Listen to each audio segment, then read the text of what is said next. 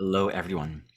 In this video, I want to speak about the role that Lucifer is playing right now in the astrology. So, Lucifer is an archetype that Jeff Green has often spoken about, and it's something that I work with in my own practice.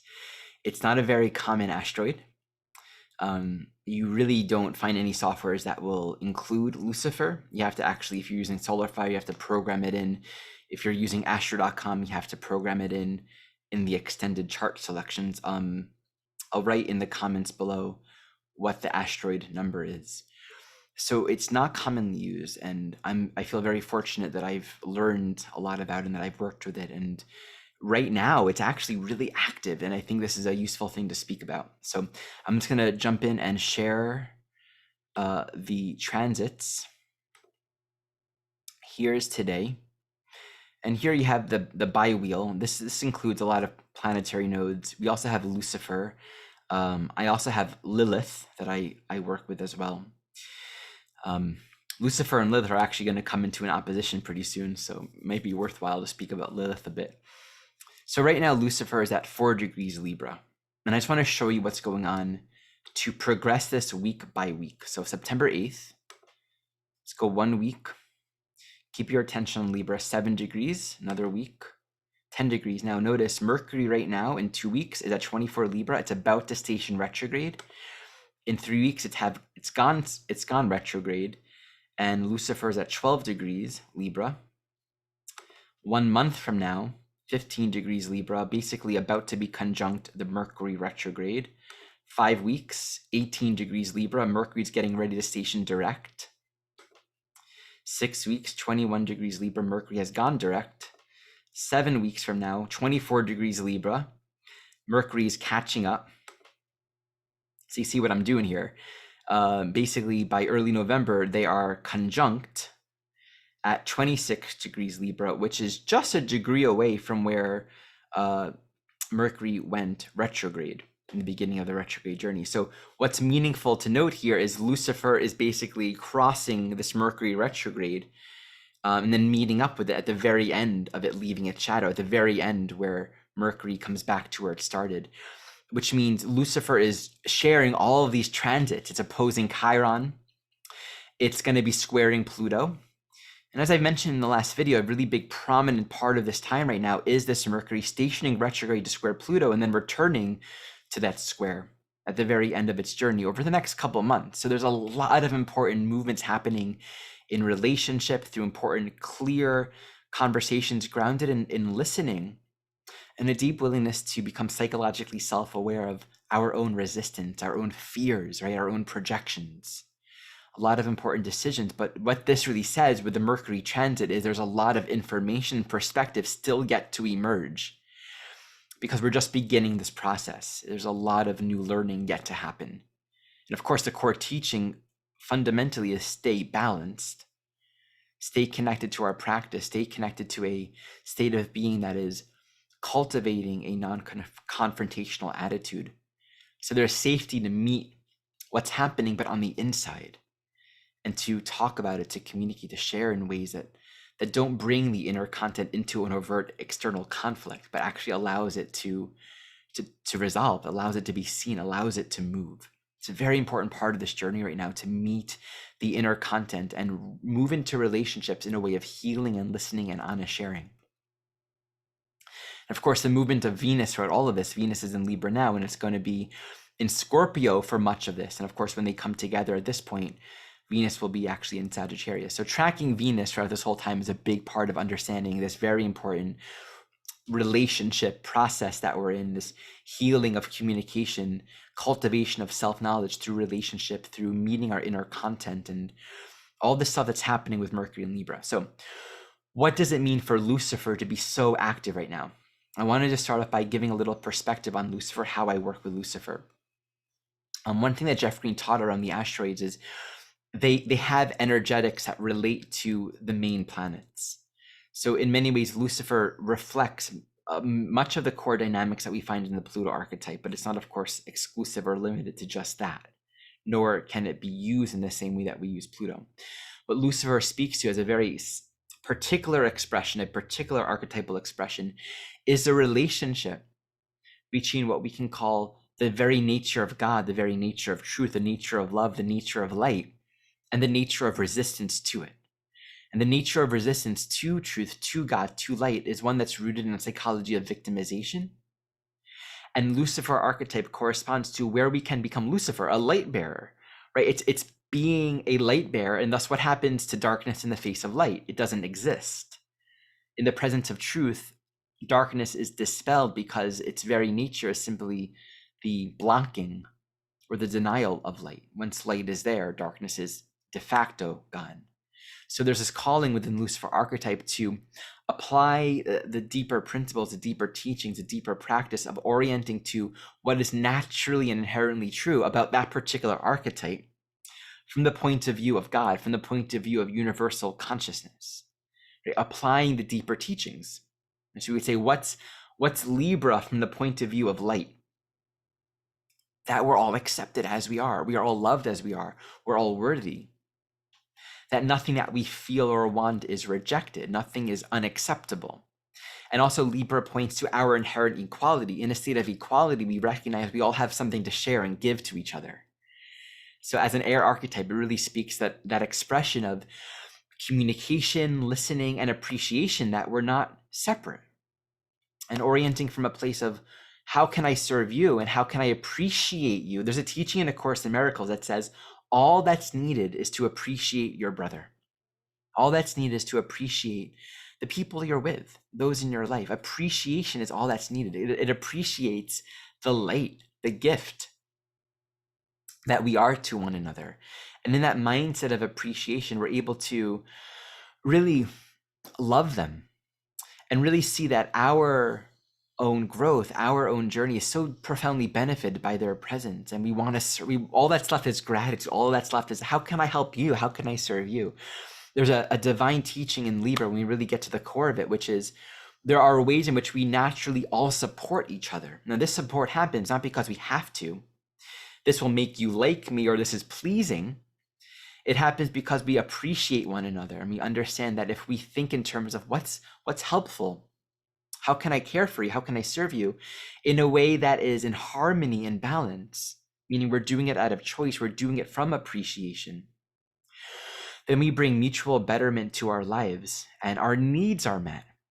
And there's really an abundance. That Venus, which rules Libra, also rules Taurus. And there's a natural inconjunct between the Libra and the Taurus archetype, which in part speaks to there's a lot of wealth is inside of us, Taurus, inside.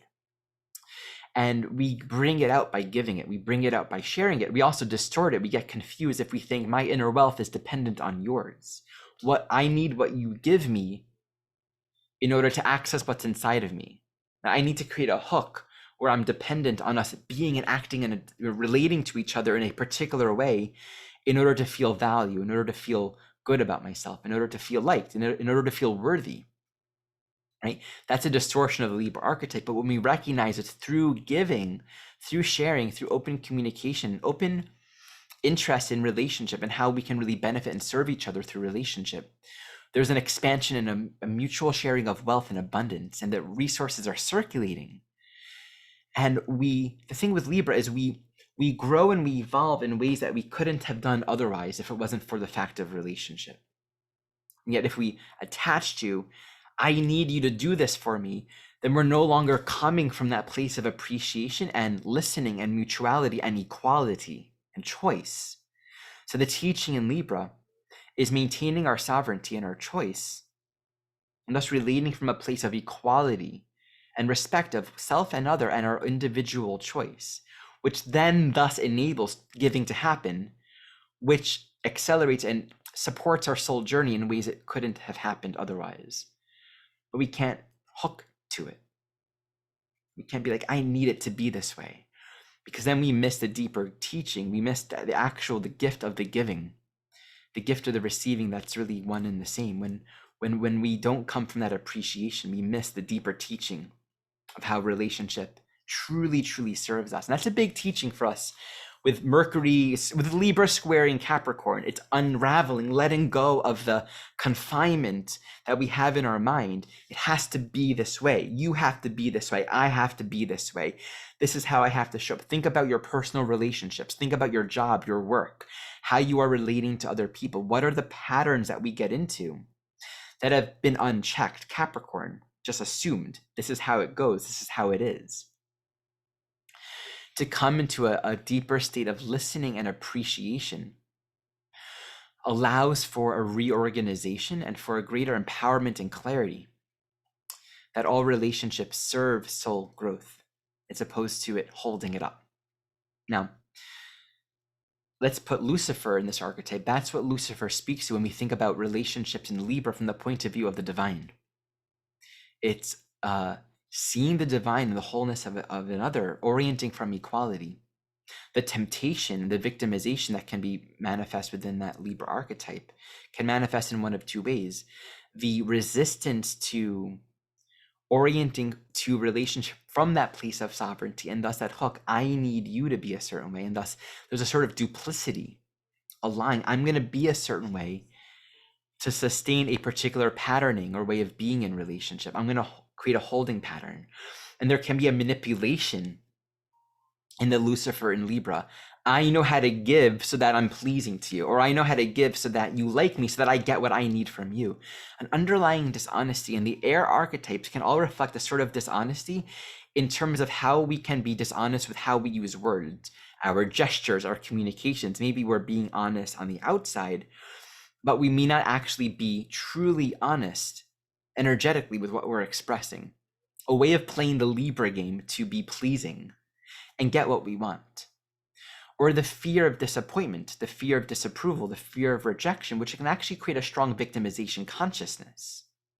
And we really need to be attuned to this if we track Lucifer through the transits, especially as it meets up with Mercury, calling for bringing everything out into communication. Here's one of the thoughts that arises.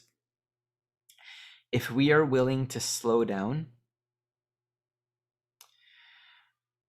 look at the roles or the expectations, which is an unchecked Libra dynamic, expectations, and be willing to communicate and hold everything from the perspective of willing to learn, willing to listen, willing to explore, without needing to be right, without needing to be agreed upon, without needing other people to like it, without needing to agree, but to stay in a place of deep, genuine curiosity. This means there's an openness and a fundamental sense of safety.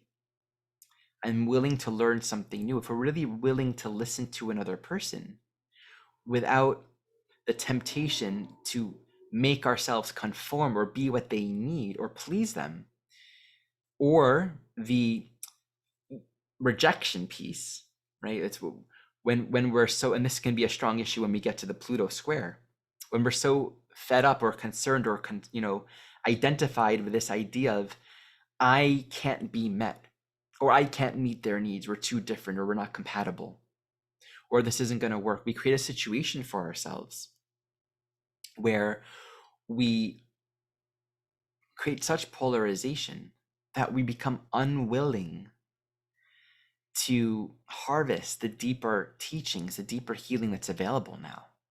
We become unavailable to just rest in the greater intelligence of harmony that says there is more to learn, there's more to grow. Because harmony isn't a fixed state. It's a state of deep listening and openness and receptivity. So you can really imagine, just in your personal relationships, in your professional life, any kind of work that you're doing that involves working with other people. Be open to changes and adjustments. Be open to hearing other people and what they're feeling. Venus corresponds to feelings. Libra, what are their feelings?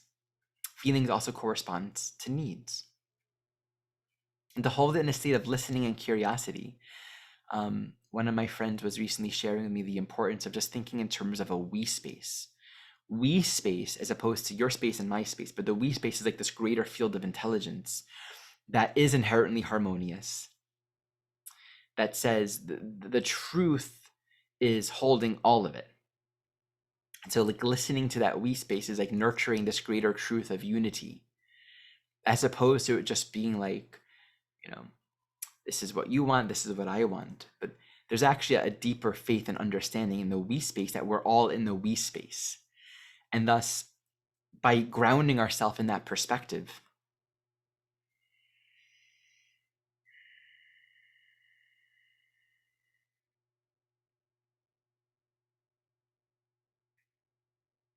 it's a way to stay unconflicted, because it says harmony is the nature of the universe. Harmony is the truth here. And the path is best for all, best for everyone. It's not about mine, it's not about yours, it's about ours. It's a deeper teaching here. So the thing to really be attuned to is the rejection, the victimization, anything that tempts us to not listen and to react. In particular, let's go back to the screen here.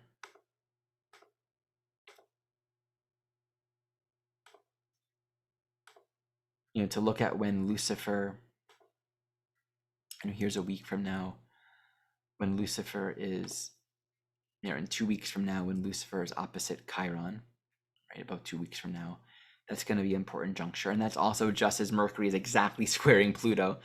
So that's going to be very important, a very important time for us all. The sun enters Libra there as well. This is just after the, I think after the full moon is when we really enter into a very heightened state. It's going to be a very active, very deeply internal, and a lot of deep inner work. So let's just hold that container and that awareness, of course. So yeah, and then come to November when Lucifer is more tightly squaring Pluto. That's going to be another important phase for us. And also it'll be close to Mars. At some point, the sun will also pass it. In fact, it'll be meaningful to note, when does Mars conjunct Lucifer? Yeah. Pretty much on the 11th of October. Yeah, it's a good date to be aware of in the schematic of things. And that's not long before Mercury stations direct, probably just several days before. Okay, so just things to be attuned to. If you can track Lucifer, I'll also post in the links below a really neat website. Actually, maybe I can just pull it up right now while I'm with you all, so you can see. There's a website. I have to figure out where it is, where you can actually just type in any asteroid and get an ephemeris for where it's located. Okay, hope this teaching is helpful and useful for all of us on this little journey that we're on over the next several weeks.